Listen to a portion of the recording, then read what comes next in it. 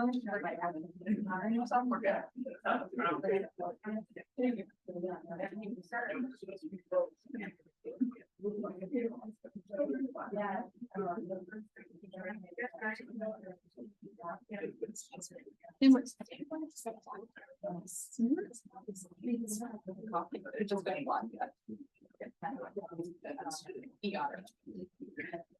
on the email. Okay.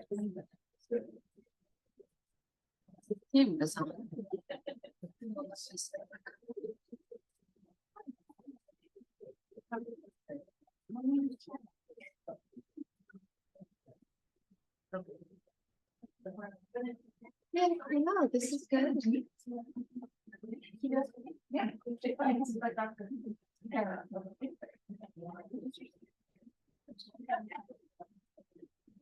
All right, it is 7 o'clock, almost even 7:01.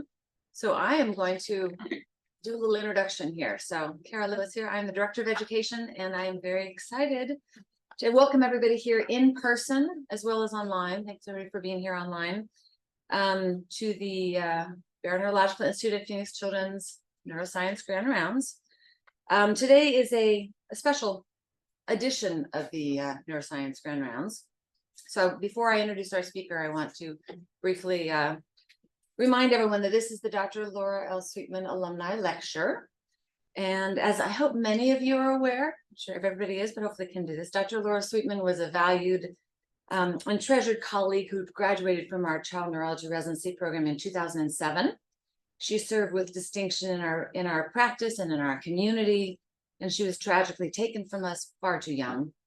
She was a beacon for everyone who came in contact with her, and she was cherished and appreciated by her patients and her families. And to honor Laura and remember Laura, we hold this lecture annually, and we invite a fellow graduate from our training programs to enrich and educate us as Laura would have wanted. So this year, we are thrilled to have Dr. Halori Bains as our speaker and honoree. Dr. Bains graduated from the Barrow Neurological Institute at Phoenix Children's Child Neurology Residency Program in 2018. So she's here, she was chief resident, she's fabulous. Some of her colleagues are here now. She then completed her neuroimmunology fellowship at Barrow Neurological Institute, and then she went on to join faculty at Helen DeVos Children's Hospital in Michigan, where she now serves as the pediatric neuroimmunologist there. She takes care of all the kids and adolescents with multiple sclerosis and neuromyelitis optica and all of the neuroimmunological conditions that may occur in children. So we're very happy that Halori has traveled all this way with her fabulous husband, Jaspreet, and her new baby, Jishan. Very exciting to come and educate us and talk about pediatric neuroimmunology, case-based approach. So welcome, Dr. Bains.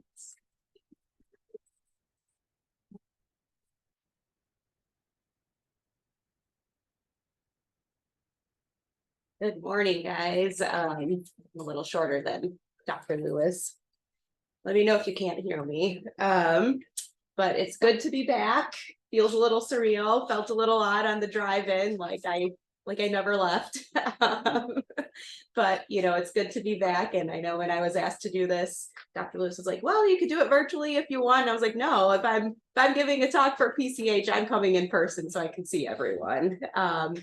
But you know, I hope that this talk isn't too simple. I wasn't sure who all was coming nowadays to these lectures in terms of the learners, outside rotating residents. So I really wanted to keep it pretty broad. So, oops, how do I move forward now?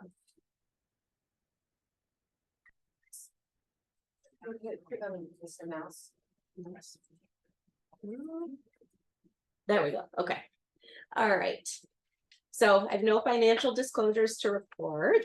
The objectives are here to identify clinical differences in peds neuroimmunology or neuroimmunological conditions and describe some of the key diagnostic criteria in pediatric neuroimmunological conditions. So again, this is a broad overview. I want you to be able to recognize some of the similarities with the discussed diagnoses and also recognize subtle differences. So first of all, why neuroimmunology? I need to get up on my little platform here. But neuroimmunology continues to be a growing field in adult and child neurology with the identification of newer antibodies, larger breadth of disorders. And, we're recognizing neuroimmunological applications to prior diagnoses like Aicardi-Gutierrez syndrome and the use of baricitinib as a treatment. There's ongoing expansion of monoclonal antibodies, which we know can sometimes bring about higher risk of adverse side effects and long-term sequelae. And you really have an opportunity to shape it the way you want. So you can do central nervous system demyelinating disorders, peripheral nervous system, neuroinfectious and parainfectious autoimmune epilepsies, or you really wanted to, you could try to do all of the above. Plus, it's just really fun and really full of really cool diagnostic considerations. So our first case is a 12-year-old male that presented in September 2021 with blurry vision for 6 days. The day onset to his blurry vision, he had bumped heads with a friend, and he had the onset of right-sided head pain lasting for just a few days. Then the morning of presentation, so this is day 5 to 6 of the blurry vision, he also reported decreased vision in the top half of his right eye and pain in his right eyelid. He saw an optometrist who noted decreased visual acuity, said, I'm going to send you to this ophthalmologist who was outside of our institution. And that ophthalmologist advised the ER urgently for imaging. So in the ER, they noted decreased vision in the right eye, pupils equal round, reactive to light, no focal deficit present, he is alert. That's our neuro exam. I don't know what that means. I don't know what that means they did or did not do. But by their exam, they felt that his exam otherwise was normal aside from the decreased vision in the right eye.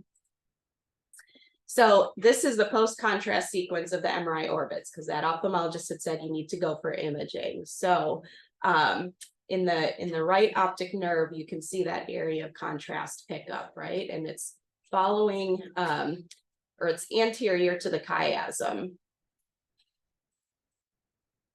This was his brain imaging.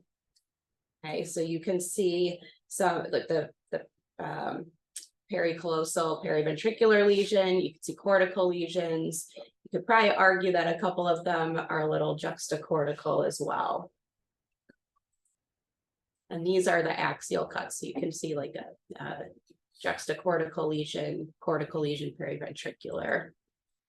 So our own ophthalmologist sees this young man in the hospital the next morning and noticed that the right eye was 20/200 with visual acuity. He's able to only count fingers at near in the right eye, and there's a possible RAPD in the right eye versus sluggishness from the eye drops that he had the day prior. They also did note superior visual field loss in the right eye, and the right disc margin had trace blurring. Color vision was preserved. So the full neurological exam, once we were consulted, was really pretty normal otherwise. There was just that slight blurring of the right optic nerve disc margins and no APD noted on the neurologist's exam. Additional workup, ANA, Lyme titers, we actually do send for Lyme in Michigan, was negative. The CNS demyelinating panel sent to Mayo was negative. IgG index was unable to be calculated due to a lab processing error. Oligoclonal bands, there were 18 unique oligoclonal bands in the spinal fluid. So symptoms were already starting to subjectively improve according to the patient. So the decision was made to administer high dose IV Solumedrol for 3 days only. And although I didn't put spinal cord imaging up, that was normal. So he was seen by me in clinic 2 weeks after our hospitalization, and I was able to give him the diagnosis of multiple sclerosis. We held the discussion about disease modifying therapy, and after discussion of different options with the patient and family, they went for fingolimod, which is Gilenya.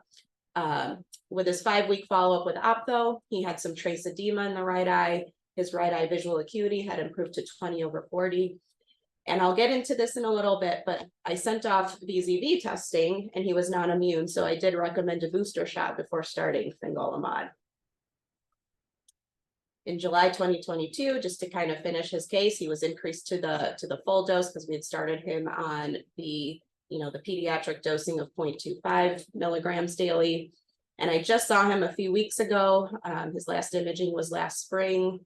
He's been doing well, no relapses, no new symptoms, no new lesions. He's participating fully in sports and school. And on exam, you wouldn't think he has multiple sclerosis. So some points of discussion from this. So MS, as you guys know, is inflammatory and immune mediated. There's accumulating damage to the myelin and axons in the brain and spinal cord, right? I think the biggest fiction that still kind of floats around out there is that it only affects the white matter. We know that it affects the deep gray matter as well, and that injury to the gray matter can actually start pretty early in the disease, leading to more cognitive implications. Nearly 1 million individuals in the United States have MS. And studies cite that approximately 5%, but some cite up to 10% have symptoms prior to age 18 years. That's a pretty staggering number, especially when you take into account the last point that this is the leading cause of disability in young adults after trauma. Race and ethnicity seem to be less of a factor in pediatric onset MS. And the median age of first attack is 11 to 13 years. And this individual was 12 years old. And if you guys recall, in adults, the female to male ratio is 2.5 or 3 to 1. But in children less than 12 years, it's pretty equivalent between genders. And in children and teens greater than or equal to 12, it starts to approach 2 to 1. You guys know probably the common symptoms: focal weakness, optic neuritis, focal sensory changes, bowel and bladder changes. Fatigue is what I think is the most under-recognized. It's a common symptom, and this can be physical or cognitive, and sometimes it is the most debilitating and the hardest to treat. Cognitive features in MS, because again, going back to the gray matter injury, so processing speed, fine motor speed, and complex attention are some of the domains that are commonly affected in multiple sclerosis. And these areas were affected in our patient on formal neuropsych testing in 2022. He didn't endorse a lot of difficulties with school, but it's really not until you put them through neuropsych testing that you can start to recognize just how much they can struggle. And again, the cognitive fatigue can be greatly underestimated. So it's important to work with them on figuring out what we can do to help that. Sometimes it entails starting later in the day or attending only morning classes. Sometimes it involves giving them a break in the middle of the day and then coming back later. They may require a decreased workload. Sometimes you need to also consider treatments either for sleep or consider stimulants to help with their sustained level of alertness throughout the day. Pediatric onset MS also tends to be much more highly inflammatory compared to adult onset. They tend to have larger and more tumefactive appearing lesions, especially in our younger kids. And relapse rates are 2 to 3 times more common in pediatrics. There's also greater degree of axonal involvement and a greater degree of T cell proliferation. The good thing with pediatric onset MS is there tends to be lower disability scores at onset, and you can see a greater degree of recovery between their relapses. However, because the disease is starting at a younger age, then they can reach higher disability scores. And the cognitive deficits may be much more prevalent by that point as well. The risk factors are similar to adult onset MS, so low vitamin D level, obesity, exposure to smoke. In our population, that tends to be more secondhand smoke, although we know kids vape and do all of that too. Certain viral exposure, so EBV, and then genetic influences, puberty, estrogens. So the EBV data on pediatric onset MS has actually been a little updated. So going back more than 10 years ago, one of the disorders we hadn't really well identified or been recognizing was MOG antibody disorder.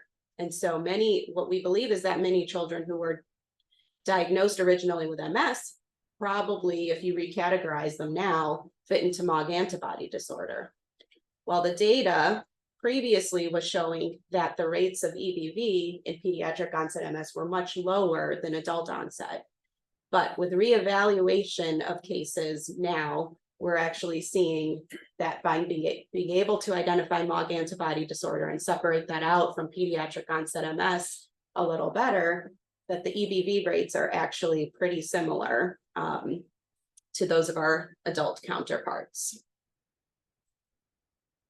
And then I always like to highlight this. There's currently 26 FDA approved medications for MS. 1993 was the first medication that was approved, beta-seron. And for those that were in practice at that time, they knew that it was a lottery system to get approved for that medication. To this day, despite there being 26 medications out there, there's only one medication that has expanded FDA approval for pediatric onset MS in individuals 10 and up. And that's fingolimod, and that was approved in May 2018. There's been no additional expanded use for other medications over the last 6 years. I think it's fair to say that pediatric MS treatment is 25 years behind adult onset. That doesn't mean we aren't using things off label, but you guys know using things off label in pediatrics is quite tough. This is not a slide you need to memorize, but this is just a graphic I like to show about how complex the immune cascade is with MS. Multiple different layers to this, many different targets for medications and treatment considerations. You zoom in, and I'm sorry it got fuzzy when I cropped it down, but you know, really what I'm highlighting here is fingolimod acts within the lymph node and with the autoreactive T cells. So the mechanism of action is that it binds to a sphingosine 1-phosphate receptor. For any of those in this room who are going to be taking their right exams and their peds neuro board exam, I had, I think, 5 questions on the mechanism of action of MS medications. So, but by binding to this receptor, this inhibits the release of autoreactive T cells from lymph nodes. That prevents them from entering the bloodstream and hopefully prevents them from crossing the blood-brain barrier, where it would then cause the inflammation and injury. This is also the rationale behind monitoring their complete blood count, specifically the absolute lymphocyte count. You want to see that number drop. It doesn't mean that they are truly low in their absolute lymphocyte count. It means that their lymphocytes are playing a game of hide and seek, being forced to hide in that lymph node. So this is just showing the trend of our young patient. So this is his very first absolute lymphocyte count, you know, a few months after starting medication. This is his most recent. So it doesn't matter that it's fluctuating 0.2 or 0.4, but the fact of the matter is he has a low ALC. Fingolimod has pretty extensive monitoring when you have to start it. So you have to do a first dose observation, because in adults, it was demonstrated that with the first dose, there can be the development of bradycardia or even AV block. Going back to why I gave him a VZV booster, there is a risk of VZV reactivation, either as chickenpox or shingles. And that's due to the sequestering of T lymphocyte in lymph nodes, preventing enough CD4 positive T cells from making it to the site of reactivation. So if they have a non-immune status noted prior to fingolimod initiation, advising a booster at least 2 weeks, if not up to 4 weeks before starting the medication, is important. Macular edema is another thing that needs to be monitored for. So they need to see their ophthalmologist. It's most likely to occur within the first 3 to 4 months of initiation, but can occur greater than 12 months into the onset of therapy. There is also melanoma risk, mostly reported in adults. But because of that, I still recommend my pediatric patients get annual dermatology exams for skin checks as well. I love the Awkward Yeti. I don't know who's familiar with these comics, but thought I'd post this here. Heart and brain always at war with one another, right?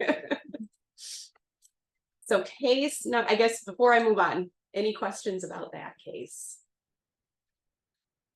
No? Okay. So case 2, this is an individual I met at 14 years old. She came to me for migraines.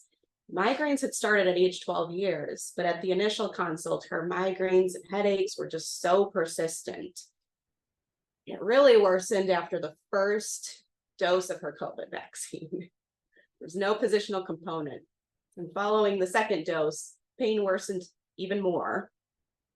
She denied any anxiety surrounding the COVID vaccine, despite the fact that there was documentation in the referral notes that shortly after COVID vaccines, I think her father had been diagnosed with a form of bladder cancer, and mom and patient had been Googling and reading online that COVID vaccines were linked to higher rates of cancers.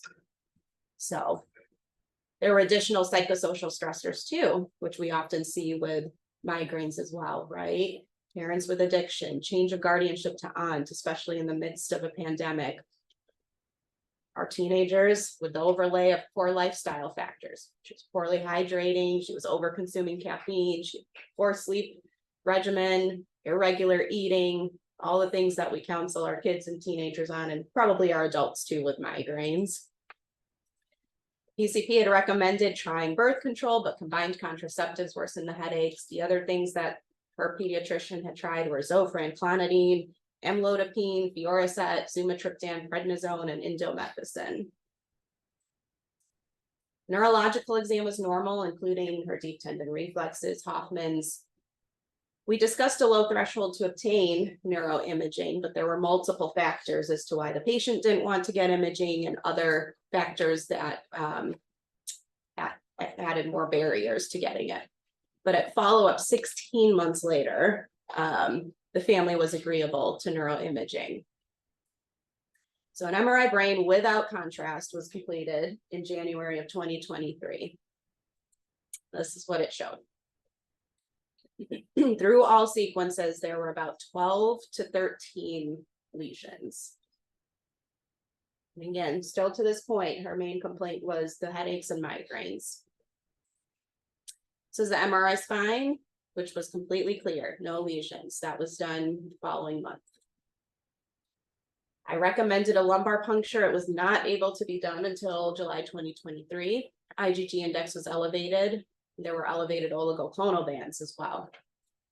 So she met criteria for dissemination in space and dissemination in time, especially with the oligoclonal bands. But she had had no clinical attacks or obvious abnormalities noted on her exam. So I categorized her as high-risk radiologically isolated syndrome. As we dug through a little bit more, her aunt was like, oh, yes, there's a couple family members who have multiple sclerosis. And she also had the positive oligoclonal bands. After a lot of discussion, taking into account different factors, we decided to start her on ocrelizumab.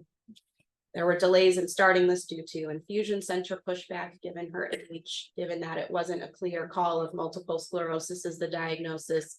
There's insurance pushback, and then their insurance coverage was lost for a period of time, which then led us to have to resubmit for approval. So she finally started that in December. And then in February and March, she was admitted for status migrainosus. Updated imaging, that admission showed 2 new non-enhancing lesions. So there was suspicion that those lesions occurred prior to ocrelizumab reaching its peak effect. So we advised steroids, both for these lesions, even though they were non-enhancing, and her migraines, because we know that steroids can help with migraines as well. And we decided we'll watch closely, we'll continue on ocrelizumab with plans for outpatient follow-up. So to kind of review just a little bit, you guys probably know there's the relapsing remitting form of MS, primary progressive, secondary progressive. Really the most common in pediatrics is the relapsing remitting. We almost never see primary progressive.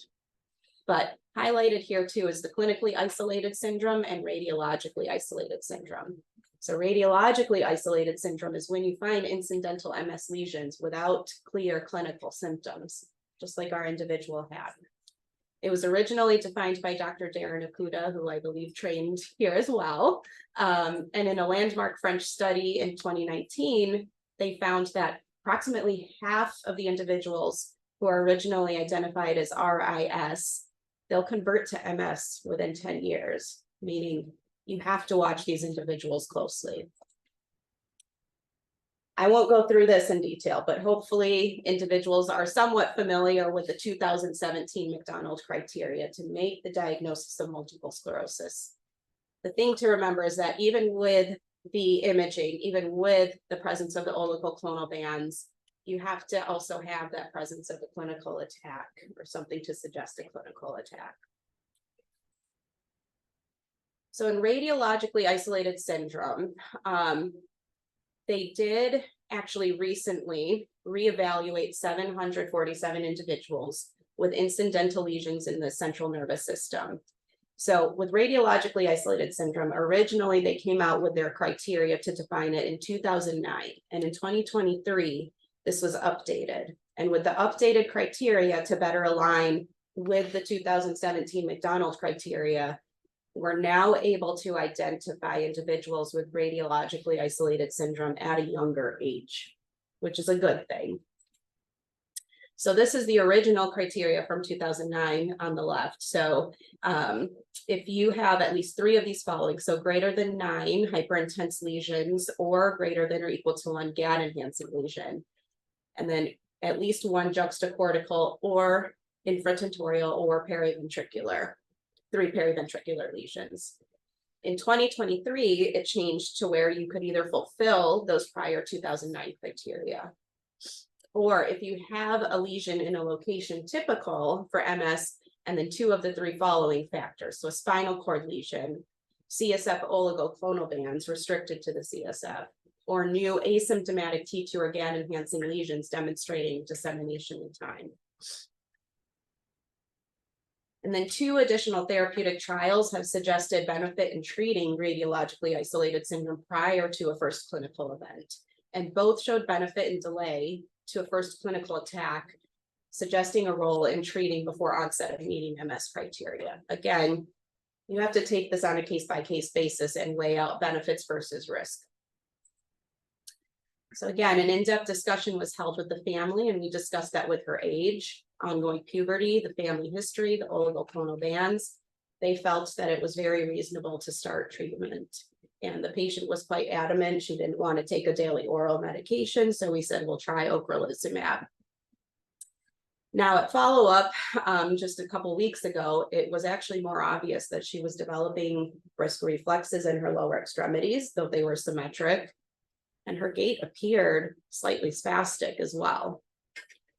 She also reported this episode of persistent dizziness, ongoing for 2 to 3 weeks. That was very poorly characterized, quite vague information. There was no identified cause. So the question is, did she have a first clinical attack? And it's hard to say. And that was actually prior to us dosing with the steroids in the hospital.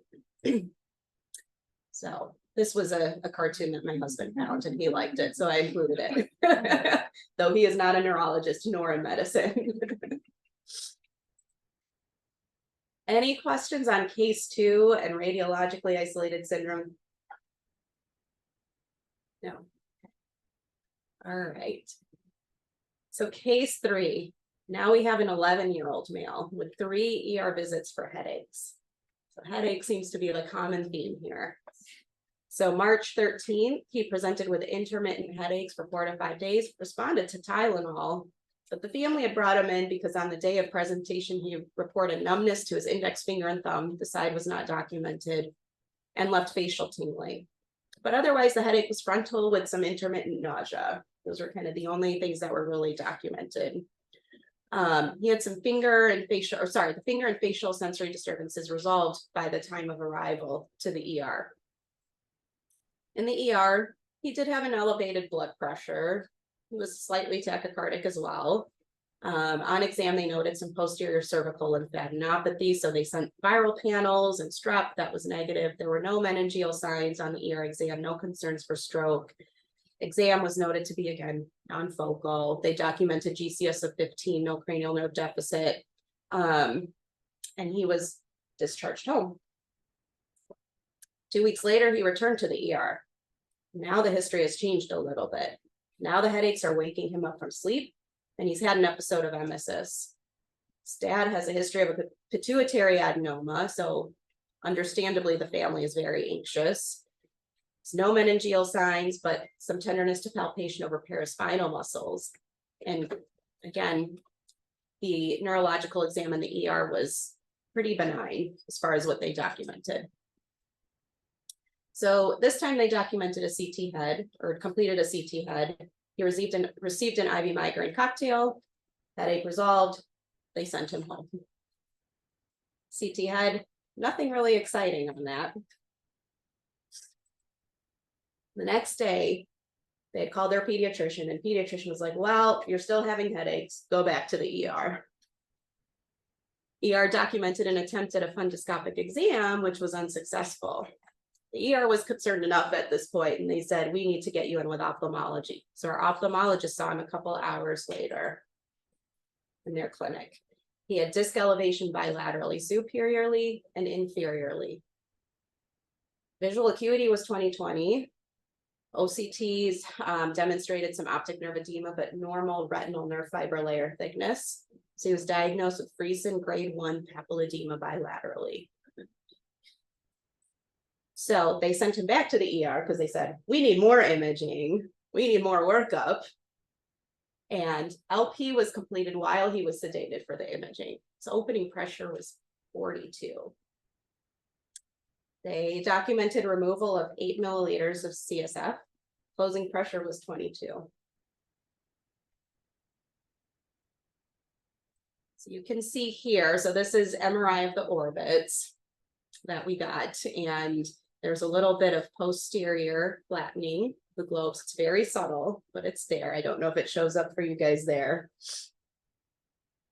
There's also mild prominence of the CSF along the optic nerve sheets bilaterally. There's mild intraocular protrusion of the optic nerve heads as well. There's no enhancement. There's no other abnormalities noted on MRI brain or MRV. So neurology consulted the day after the studies resulted. They saw him on day 3 of admission, at which time the original headaches he came in with had started to improve. But now he had symptoms of a low pressure headache. And just as a little side note, because this felt like a side note during his admission, his LP resulted with 150 nucleated cells, 42 lymphocytes, and protein 109. The neurologic exam by our team was normal.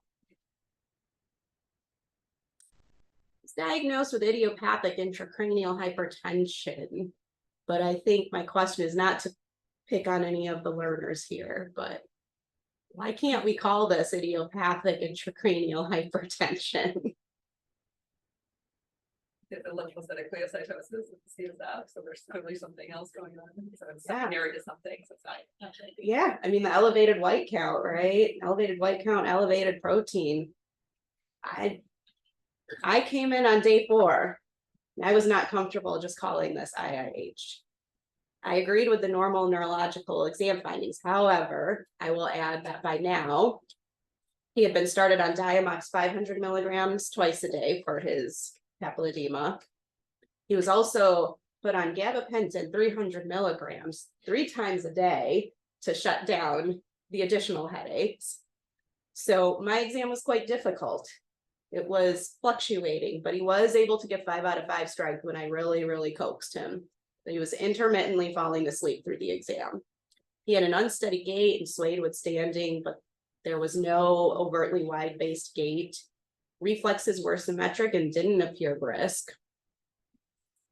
And then grandma just kind of slid in there. He's kind of urinated twice. And both happened while sleeping. And our team was like, well, he's on a diuretic, IV fluids. He's pretty drowsy on this gabapentin as well. Then she reported a fall that occurred in the bathroom unwitnessed by staff. And she kind of described it as slow enough for her to catch him. She's like, okay. We're like, let's decrease the gabapentin to 100 milligrams 3 times a day, see if that helps. But I was like, let's go ahead and get spinal cord imaging because something's just not adding up with this. And this was the spinal cord imaging, and hopefully you guys can see it there, but it lit up pretty extensively. And he had edema of the caudoclina.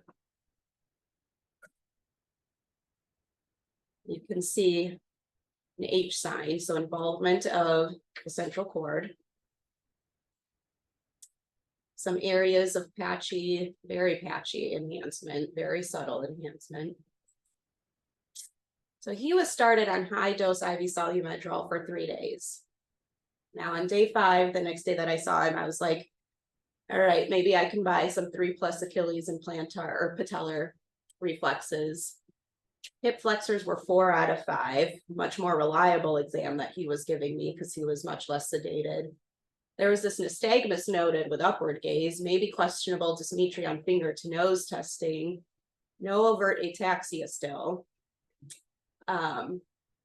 Day 6, one of my other colleagues came in. It was a crazy week because of spring break week over there.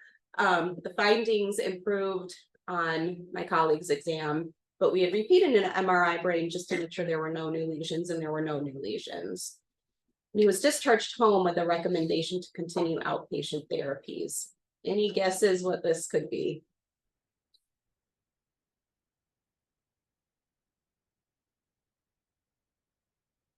Dr. Kruer? Mog. Yeah. Mog returned positive, 1 to 100, and his oligoclonal bands returned at 0. So then a couple weeks later, he bounced back with pain with eye movements in the right eye and vision loss. His right eye was 20/500. APD was noted in the right eye by our ophthalmology team. The optic nerve edema was stable, but we got him readmitted. MRI orbits just showed artifact, no obvious contrast pickup. MRI brain remained negative, and his MRI spine was pretty significantly improved from prior. So we said, we're going to reduce steroids, and we're going to give it for 5 days this time and give him IVIG. So MOG antibody disorder. January 2023 was when the first proposed consensus or diagnostic criteria came about. It's distinct from neuromyelitis optica and MS, and we suspect that the incidence of MOG-AD is much higher than we realize because people are still starting to acknowledge it, recognize it, test for it. But this is a kind of a busy chart included in that diagnostic criteria. So in order to consider making the diagnosis of MOG-AD, you should have some core clinical demyelinating event, optic neuritis, myelitis, ADEM, brainstem or cerebellar deficits, or a cerebral cortical encephalitis that can present with seizures. If you have a positive MOG-IgG test, and it's a clear positive, so greater than or equal to 1 to 100, no additional supporting features are required. But if it's a low positive, or you get back a positive without a titer, or the serum is negative, but the CSF is positive, then you do have to investigate into some additional features. So with optic neuritis, we'll get into that in a little bit more, but myelitis tends to be more longitudinally extensive. They can have the central cord involvement or H sign, and then a conus lesion. And then the brainstem or cerebral syndromes, you can have multiple ill-defined hyperintensity tentorial, Pleasure to be. and often infratentorial. There's often extensive deep gray matter involvement, and you can have cortical lesions with or without lesional and overlying meningeal enhancement. This again is a busy slide, but if anyone does want me to send that paper to you guys, I'm happy to afterwards. I find this table and chart very helpful to differentiate some of the key features with MOG-AD and MO spectrum disorder and MS. So with optic neuritis, it often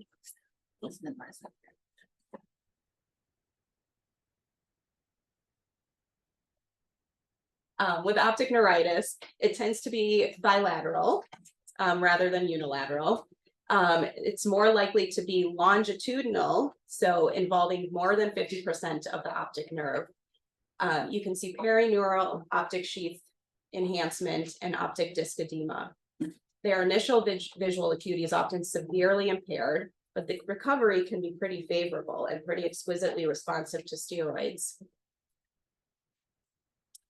So in patients with optic neuritis associated with serum MOG-IgG, optic disc swelling is commonly visible on fundoscopy. So studies cite anywhere from 45 to 95%. And then in another study with 86 children with MOG-18, 50% had an opening pressure recorded, and 8% of those required management of their elevated opening pressure.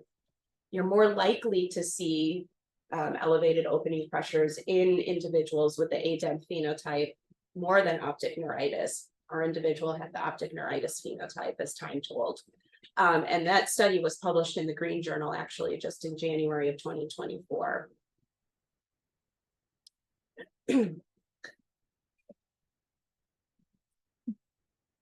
All right.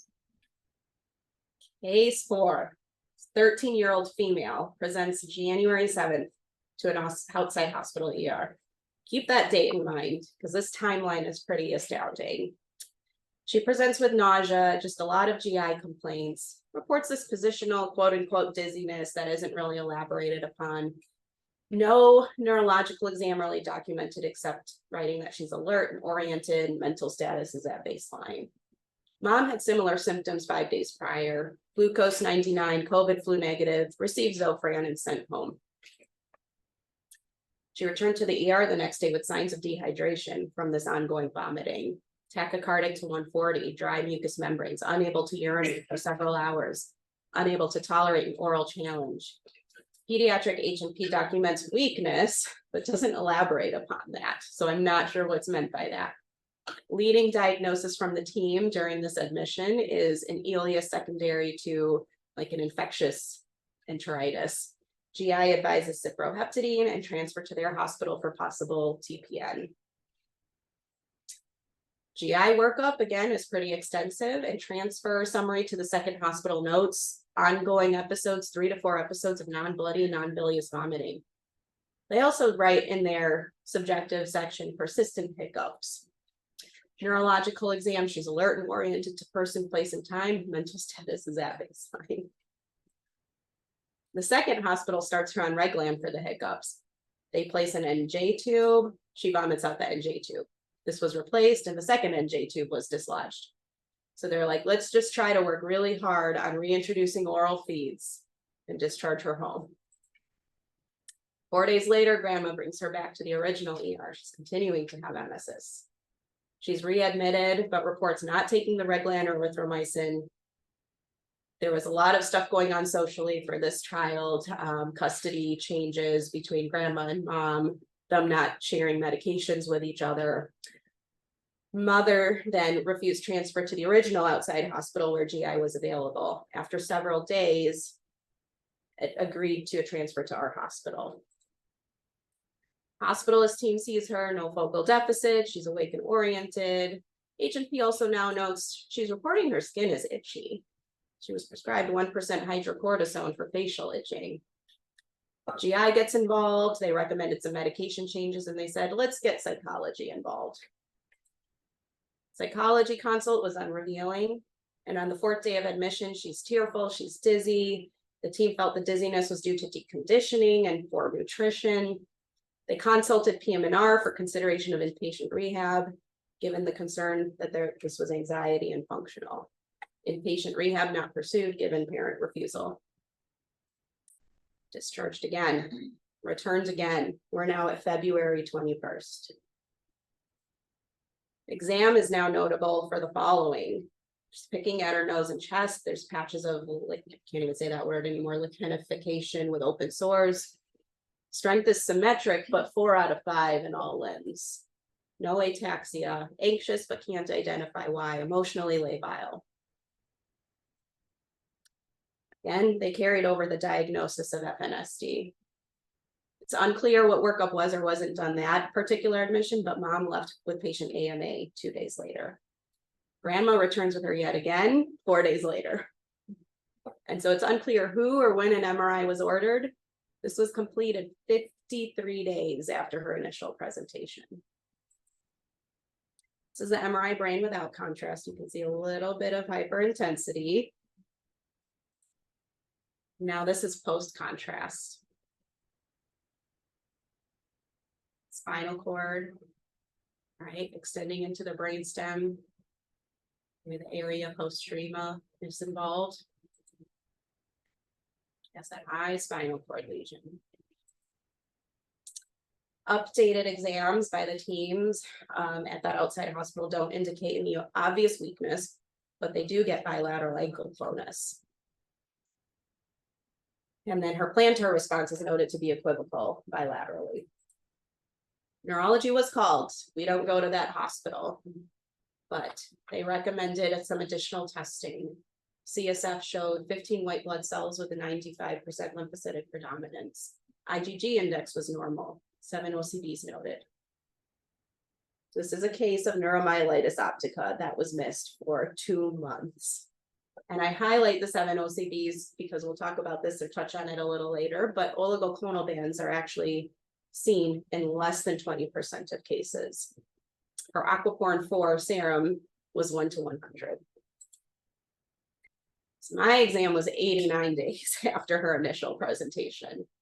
Her reflexes appeared brisk but symmetric. She had normal strength by the time she saw me. She was given steroids at the outside hospital finally and got better. The goal is to start this treatment, preferably rituximab on this young individual. I just am getting to know her and her family.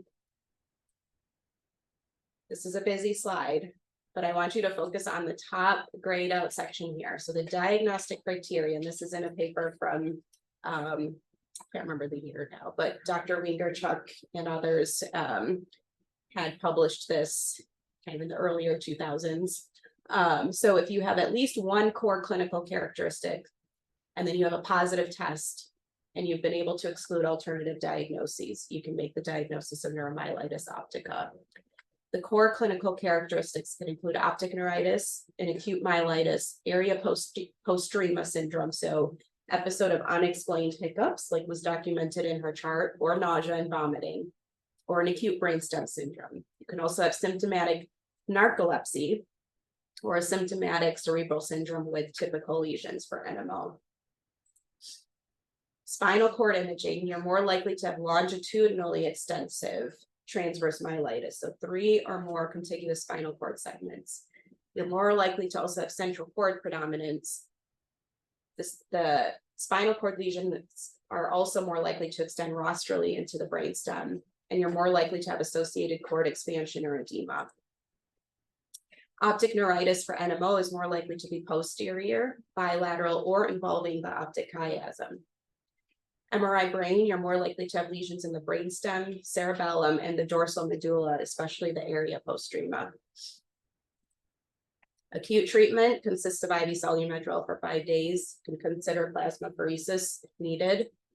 And then maintenance therapy includes things like rituximab, azathioprine, mycophenolate, methotrexate, and some of the newer monoclonal antibodies.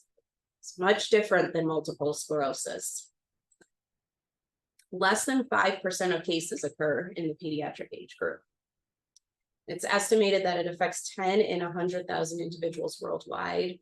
While there's a female prevalence in adulthood, again, in our pediatric age group, the male to female ratio is pretty equal.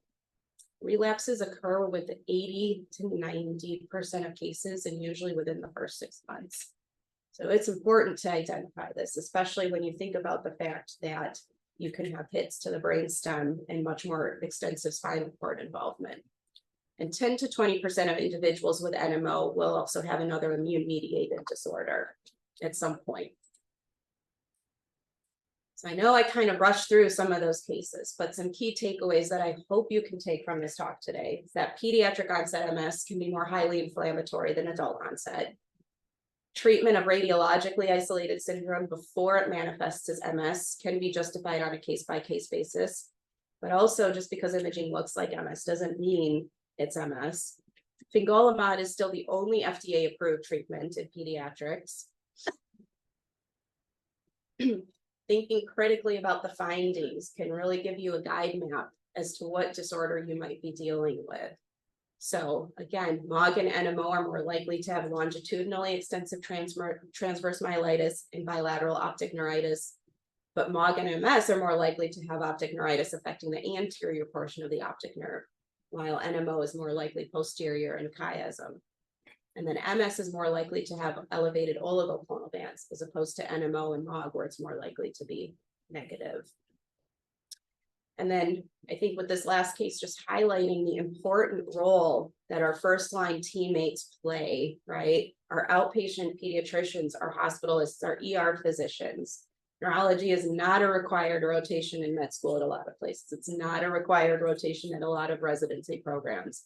So continuing to educate your teammates on these disorders and on the neurological exam, because this was a case that was missed at about 4 hospitals for 2 months. Granted, there were other social barriers and a lot of interference in a lot of other ways, but it took 90 days for a neurologist to lay hands on this child. I want to thank Dr. Lewis for reaching out last year to invite me to this grand rounds. The entire neuro team here, you guys are the ones that raised me, and I hope I continue to make you proud.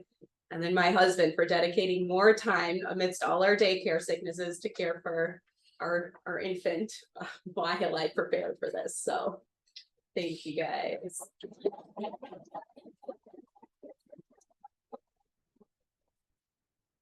Dr. Kruger. Halori, wonderful to have you back with fantastic talk. In your last case, did the itchiness of the skin and the lichenification, did that turn out to be anything? I didn't see, by the time she came to me, I didn't see any obvious sores or anything like that, and she had denied ongoing itching. So my thought is that it could have been possibly neuropathic, but I don't know. Nothing else really came of that. So yeah. I had a case of an adult that had her presentation originally was pruritus of her face and bleeding and itching. Yeah. And then came into us for optic neuritis. Yep. But she had a lesion right at the cervical medullary region, and so we did associate that Yep. itchiness directly to vision Yeah. in neuromyelitis. Yep. Yep. Yeah, and it's not uncommon. I mean, this is only at least over there, this is only my second case of pediatric NMO, but that other young individual had much more persistent neuropathic itching. I mean, it lasted for weeks and weeks and weeks and weeks and weeks. So yeah, and it can be quite bothersome, right? Because we don't have a lot of good treatment for that. So yeah. We have a question in the chat, Donna. Yeah, my question is, excellent talk, by the way. My question is, do folks who use vaping and regularly, do they have the same risk that smokers do? That's Dr. Bowden's. Okay. Yeah, so I think he's saying, do patients with vaping have the same increased risk as smokers? I don't know specifically. That is a great question. I don't know. What I typically do with the pediatric patients is I say, don't smoke, don't vape, don't get into alcohol. And if any family members smoke, try to smoke away from them. But that is a good question on the vaping. I don't know if anyone does have a insight into that. I'm not sure of any study that was referenced, but I remember in a talk with Dr. Wingerchuk, somebody asked that question, and he said, at least anecdotally, that he's not seeing increased rate of recurrence with nicotine provided by other vectors not associated with smoke. So like the nicotine salts, he said there's not really any association that he's aware of from that, but smoking for sure. That's good to know. I think I don't know enough about substance use to make an educated guess, but that is helpful information to think about. So Quick question. yeah. In pediatric for MOG, if you diagnose, do you wait until the second attack to start them on immunotherapy, or in the pediatric world is it more after the first? Because that's kind of up for debate, I think. So in pediatrics, it is advised that if they have a relapse, that you do consider putting them on maintenance therapy, that you have that strong discussion.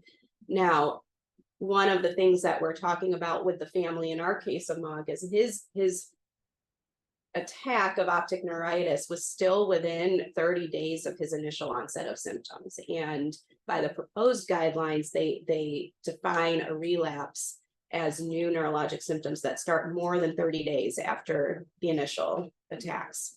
So, at this point, we're just watching him incredibly closely. We'll plan to do some updated MOG testing, updated imaging when he follows up with me, but watching him real closely, because yeah, you never know which way some of these cases are gonna go, right? So. So you mentioned that like 80 to 90% of the NMO cases are going to relapse. Is Mhm. there any particular biomarker or something that you watch for to say that this is the patient that's more likely going to relapse, or I need to watch this patient closely? And then to piggyback off of Adela's question, when it comes to your children that have MOG, there's been proposal in a paper in the past couple of years that following serial MOG antibody levels afterwards. Yep. I was curious as to like, what's your practice and how often do you check the MOG antibody levels after the kids that have their first season? Definitely at 6 months, sometimes a little bit sooner, but it depends what they had received in the hospital too, right? Because if this kid had received like a dose of Rituxan or something, that can have longer term effects, right? And you don't want to test the MOG or retest the MOG too soon and get a false negative because the treatment is still in their system. So I tried to wait approximately for 6 months. Sometimes I'll test it as soon as 4 months after. But in this kid, I'll probably err on the side of caution, test at 4 months, and then every 6 months thereafter, depending on if it's positive or negative, and get updated imaging. If it remains negative for a couple of draws, then I start to say, we'll recheck it if there is another clinical attack or something creeps up on imaging. But otherwise, it's not that I put them through updated MOG testing like every single year, right? Because at that point, if you have a positive or a low positive, but no new clinical attack, what are you going to take with that information? So, yeah. That was next. I have a question from the audience. Yes. From Dr. Matt Traster, who Okay. was last year's Yep. speaker for the Dr. Stickler lecture, and he said it's great to see you, and he's gonna give you an interesting one about telling. He said, "Tell us about pandas. How do you?" That's Matt, right? That's my How cue. From pediatric neurological point of view, or is it a doctor? That's mine and Dr. Kruer's cue to run out of the room, right? I try to keep it very simple for the families, and the way that I put it is the tests that are out there to diagnose PANS and PANDAS are often positive in healthy individuals too, just as much. And so we don't have any tests to make this diagnosis. And I say I'm just upfront, I say it's a highly debated diagnosis in the neuroimmunology world. And I'm not there to treat PANS and PANDAS, but I am happy to treat their child's symptoms of tics or headaches. I keep it simple. And I think most families just appreciate if you keep it simple with those one line. A lot of them are like, oh, okay.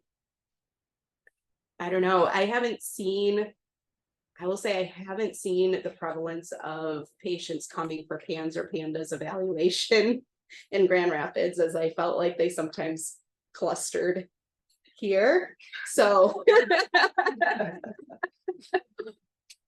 yep.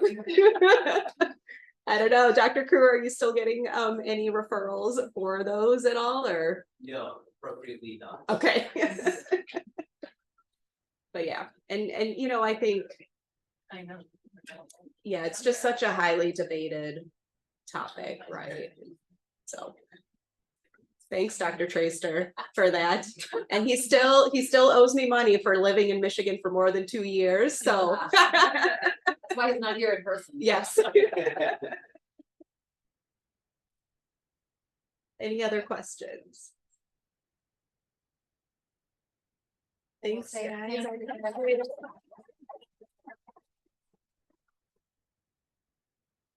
I do have a gift for you.